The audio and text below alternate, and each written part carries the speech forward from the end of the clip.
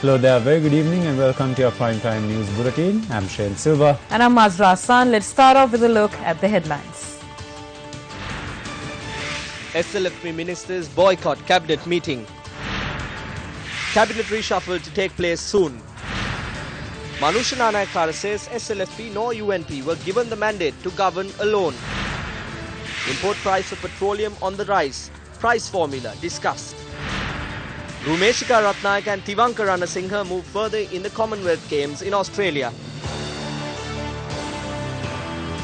All the Sri Lanka Freedom Party ministers in government boycotted today's cabinet meeting.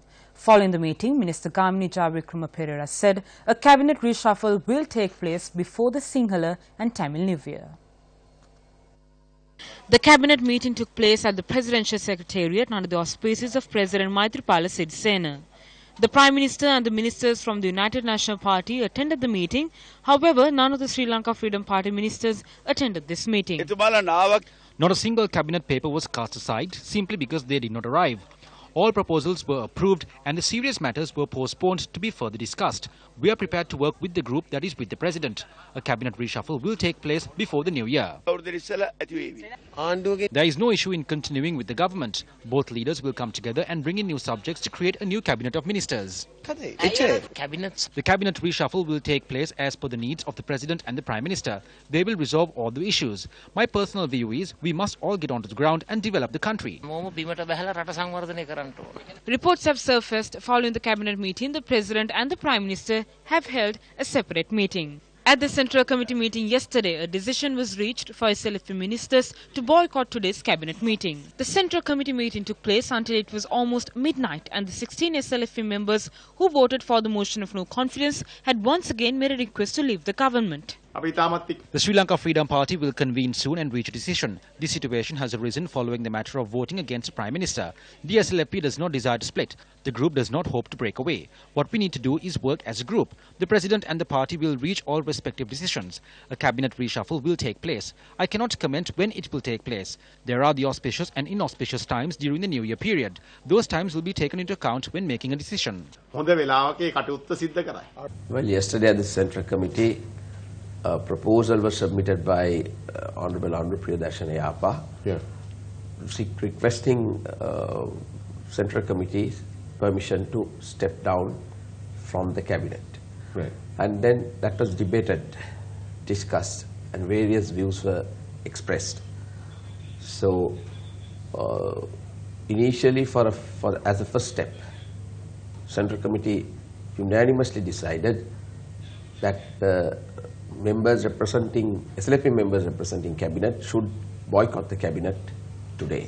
Right. And tomorrow, day after, that we should meet up again to discuss and come to a unanimous conclusion as to what the step forward should be, what's the of the party. In terms of the future of the SLFP in the unity government? Absolutely. Right. So there's a possibility that you may withdraw from that? Yeah, there is a possibility. We only represent the people because every individual in Sri Lanka cannot be represented in Parliament. Right. So we have to be mindful of how the people feel about the governance of a country. Mm-hmm. So we strongly feel that the people are unhappy of the way forward. The day we voted against, or rather the day we decided to vote against, we tendered our resignation. Right. We are representatives of the party. We cannot take individual independent decisions. Right. So it is the leader of the party and the Central Committee as a supreme body. What is the stand? The President was given a mandate on the 8th of January 2015. Thereafter, the SLFP nor the UNP was given any mandate to govern as a single party. The people have sent a message for both sides to join and govern. Both must join together and engage in governance. A group from our faction wants to leave the government. I say that is wrong. Another group wants to govern as a single party. That too is wrong. The mandate was given by the people until 2020. Until then, both sides must engage in governance together. 3 individuals who voted in favour, against and were absent for the motion of no confidence against the Prime Minister met at the same time at the same place yesterday. This moment took place when the newly laid synthetic track at the Sukatadasa Stadium was ceremoniously opened yesterday. When given an opportunity to speak, all three expressed opposing views. I've been asked to make a speech. I hope the minister would not be hurt by my statement. A majority in our group accepted the fact of abstaining during the vote. It was SP Disanaika and Tilanga Sumatipala who were excited the most. Both informed us the expected votes from the United National Party have not realized and we are being defeated.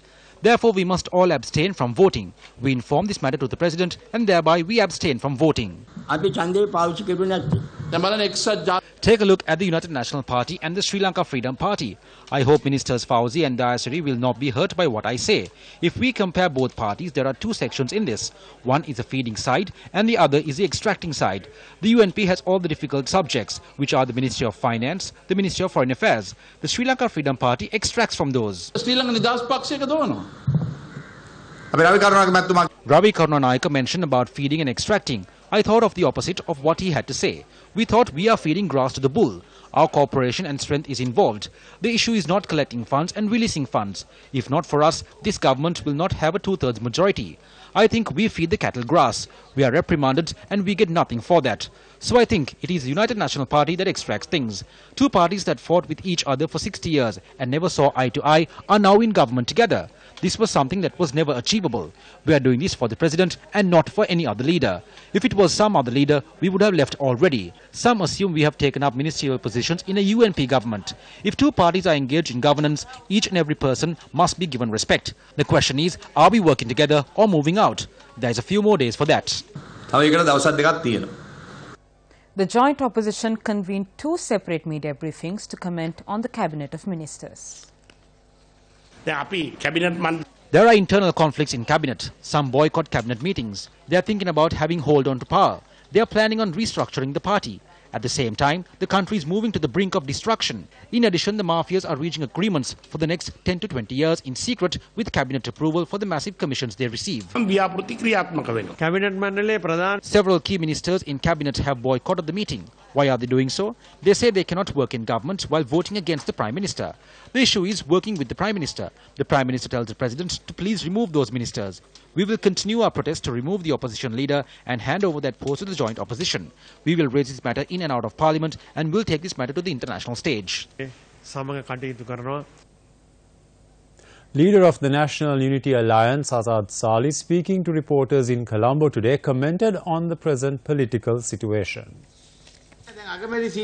He lost his dream of becoming the Prime Minister. He now wants to remove Sambandhan and become the opposition leader. Look at how he stoops so low.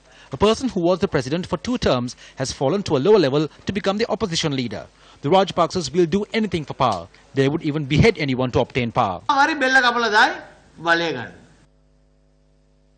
Speaking in Putlam today, State Minister Palitha Range Bandara expressed the following views. We worked towards defeating the no-confidence motion as a government. Soon after the no-confidence motion, MPs, ministers and other members of the United National Party met and said they will take the struggle to their own hands. They pleaded from us not to inconvenience the government and protect the government. So we listened to them and did so accordingly. They took the responsibility of restructuring the party or die trying. They are now in the suicide squad. We pointed out our ideas to the Reform Committee in writing. Minister Honorable Range Bandara fought very strongly before the no-confidence motion that the Prime Minister should go. But ultimately, to everyone's surprise, he voted to defeat the no-confidence motion, and his reason was many senior people in the party had prevailed upon him that they will spearhead the reforms, and therefore he made a 180-degree turn and supported Mr. Wickramasinghe. But today, vintage, classical Mr. Wickramasinghe has completely played out everyone, including Range Bandara, and there is no reform in the party. There is only some superficial reforms which has always taken place, and today the Range Bandara is silent. So one wonders whether these are various political gimmicks Mr. Ranil Wickramasinghe is very famous for, which he has used to hoodwink the public and even Mr. Range Bandara, or whether it is his close relationship, his son-in-law, is in the inner circles of the Ranil Wickramasinghe administration. Whether it is because of that is a question which Mr. Rangabandara will have to come and answer to the public. A very good evening to our viewers. Good evening to Shane and Azra. With the political situation in the country, we have a small explanation that needs to be made. Now, the two main political parties are still trying to deal with the aftermath of the no confidence motion that was brought against the Prime Minister. On the day the debate of the no confidence motion was held and the day prior to the debate, on our special news reports, there were several predictions made. One such prediction was about the Janata Vimukti Peramuna, or the JVP.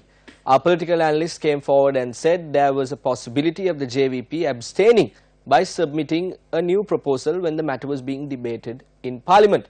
The other prediction was about the former President, Mahinda Rajapaksa. Once again, our political analyst said, based on the fact that the former President did not sign the no confidence motion, he might abstain from voting during the vote that was taken. However, both these predictions were proved wrong on the day. The JVP stood by the word that they gave to the people of the country and voted in favour of the no confidence motion. The former President Mahinda Rajapaksa also voted in favour of the no confidence motion, once again standing by the word that he gave to the people of this nation. Now, the policy decisions that they took is worthy of admiration.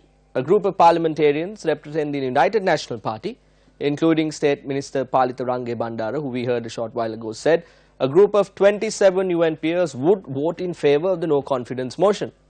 They, however, did not stand by the word they gave to the people of the country.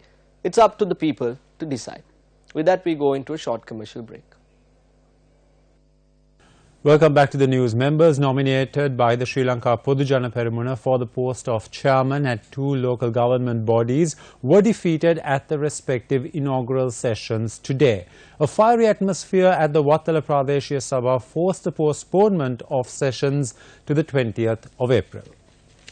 At the February 10th local government election, 15 candidates from the Sri Lanka Podujana Peramuna were elected to the Wattala Pradesh Sabha, and two UNP members supported the SLPP to secure a majority to appoint a chairman. When sessions opened today, a heated argument broke out over the allocation of seats for those two respective members on the side of the opposition.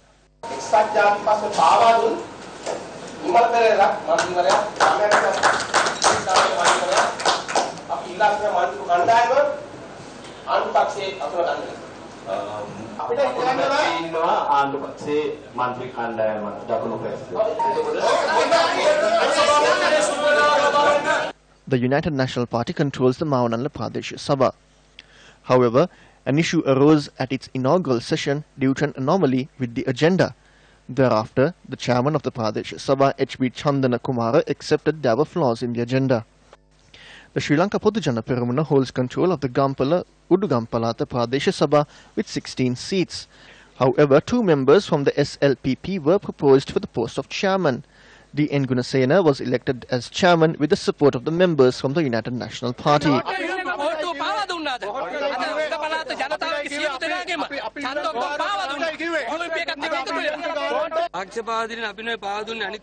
I did not betray anyone. I was unjustly treated. They all banded together and treated me in an unjust manner. For 2 years we worked, spending hundreds of thousands. We won control of the council. Sadly, I was treated in an unjust manner. I was not aware the members had planned to elect me as the chairman of the Pradesh Sabha. Asela Amarasena of the UNP was elected deputy chairman. We see this election system as one where losers are made victorious and the winners are made to lose. Before we head into the next election, this system must change. This system is distorted. We need to amend this system. We need to create ways where governance can carry forward. The people's mandate has been distorted. I believe if we come into power, this electoral system will change. Legislation pertaining to local government authorities have to be amended immediately. Following these amendments, only the political party which was made victorious by the people can obtain power to govern. It is very important for the government to have a dialogue on this and formulate a program. The cost the government has to bear in importing fuel to the country is rising rapidly. Data issued by the Central Bank of Sri Lanka shows the government's expenditure in importing crude oil for the month of January alone has increased by 147% compared to January 2017. Now, against this backdrop, will it force the government to increase the prices of fuel in the coming weeks?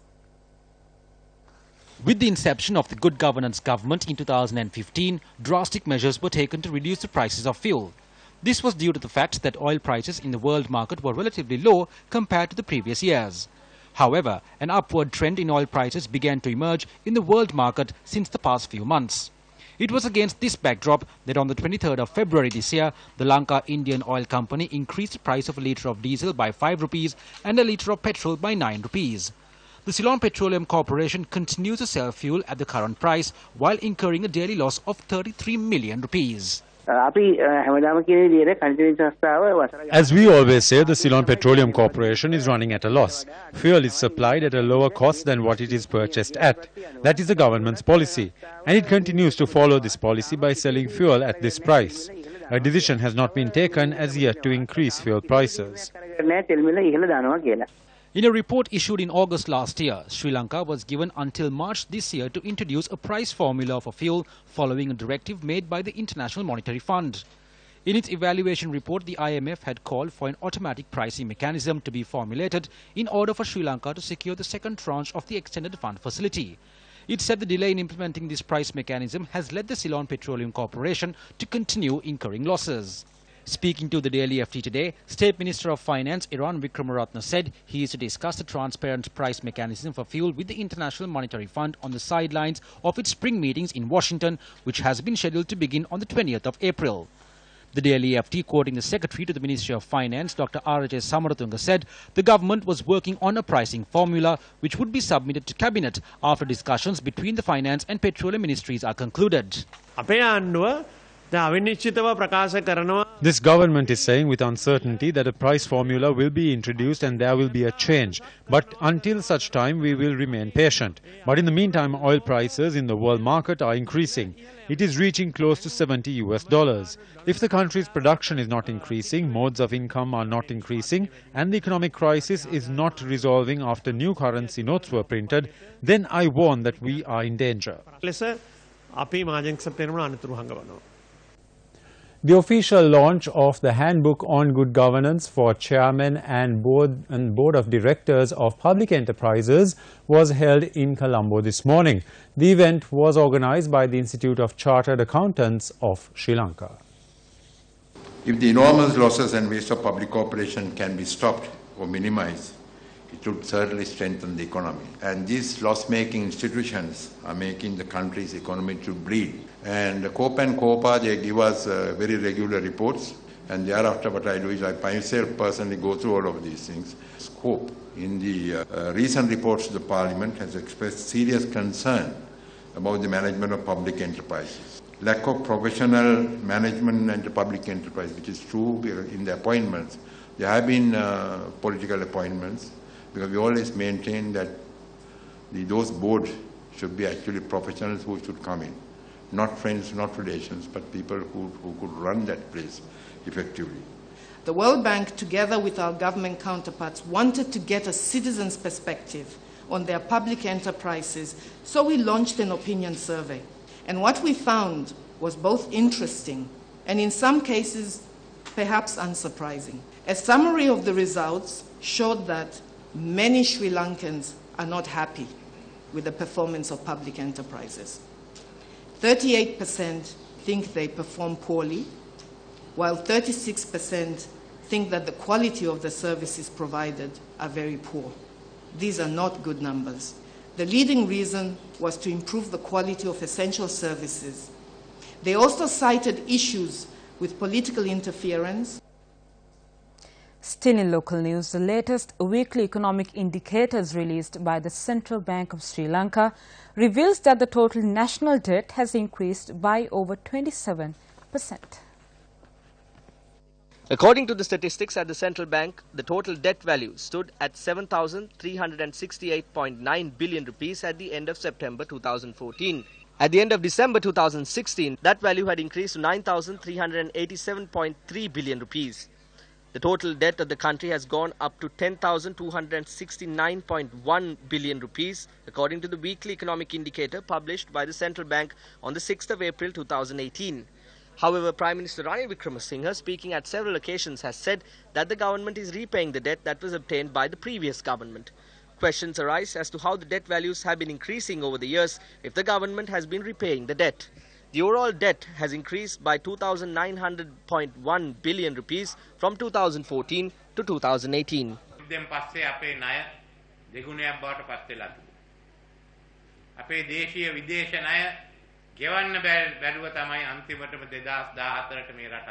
By 2015, our post-war debt doubled. We were in a situation where we were unable to pay back the loans obtained both locally and internationally. That is why an election was held.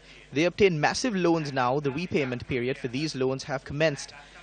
Now we can't do anything because we are simply repaying the loans. We have to pay loans for the next 10 years. We have to pay a sum of $32.19 billion in loans. Sri Lanka economy is navigating through a period of transformation amid global turbulences.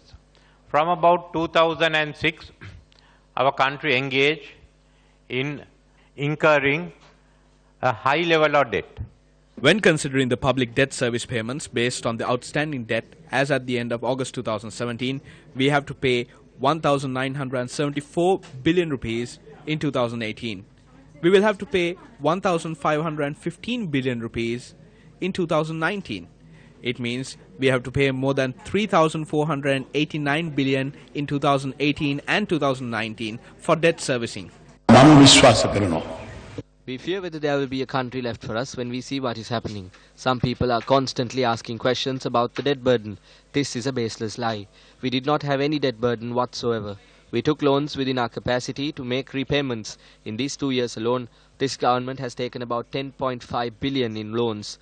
These were short-term loans repayable in 12 months. The loans we took were repayable in 20 years, 25 years or even 40 years. There is a difference in the situation. They are stuck now when trying to repay their loans. They have done nothing. We cannot see anything that they have done with the 10.5 billion that they have taken in loans.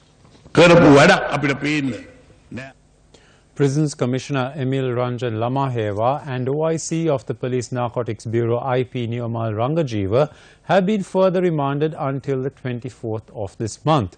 The order was issued when the case was taken up before Colombo Additional Magistrate Ranga Disanayaka.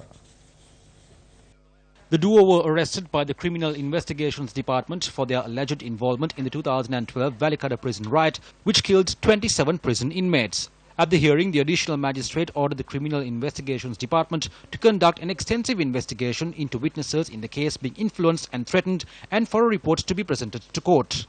Additional Magistrate Ranga Disanayaka issued the order on the basis of facts presented to court by attorneys representing the aggrieved party, who pointed out that several eyewitnesses to the case who had provided statements to the CID were influenced and threatened. Heavy security was in place today for the suspects.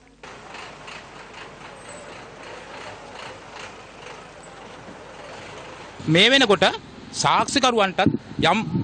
is at a point where the witnesses are being influenced. Bandula Lianarachi, who is an eyewitness to the account, and his wife Chamila have been influenced with the use of weapons. We went to court regarding that as well.